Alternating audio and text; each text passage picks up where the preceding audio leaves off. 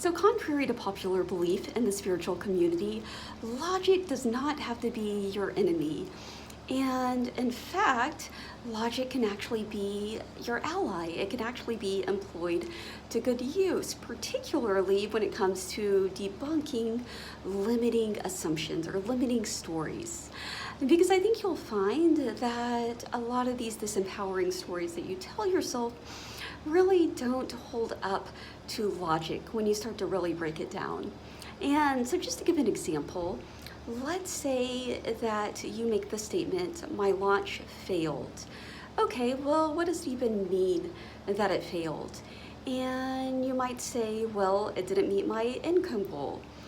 And so then you might ask yourself, well, okay, at what date do you declare that it was a failure?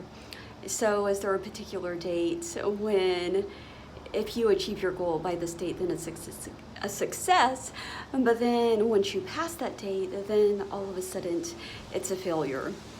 And to just give an example of a book launch, there is actually a writer that I know of, and his launch did not go as he had hoped, and so then he ended up just launching his book again, and it ended up doing really well. So the point is that you make up the rules, and therefore you're the only one that can declare if something is a success or a failure. And the story's not over unless you say that it's over. And so all the time too, in the movie industry, we see movies that when they come out at the box office, they're considered to be a flop. But then they end up doing really well, and years later, and in fact, many of them go on to become cult classics.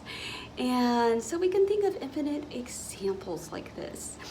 And so to declare something a failure is just looking at something through a very limited viewpoint.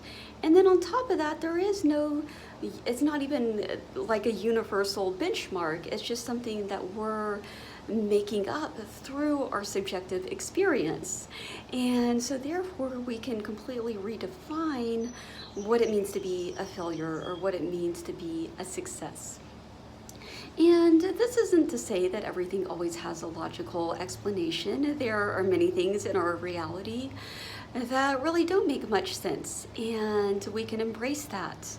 But it's just about, I believe when it comes to these limiting stories and beliefs that we can really start to use logic to our advantage.